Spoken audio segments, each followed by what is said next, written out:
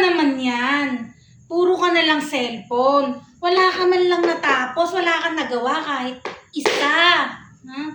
Paano ba? Di ba sabi ko sa'yo? Thank you. Di ba sabi ko sa'yo? Gawin mo lang to.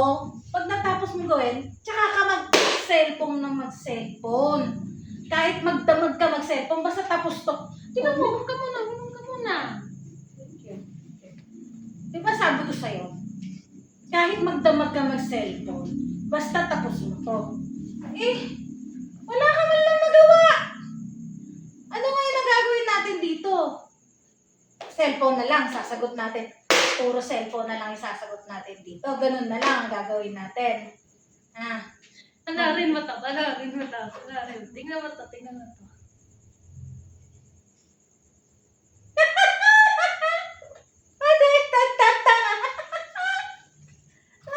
So, yun na nga.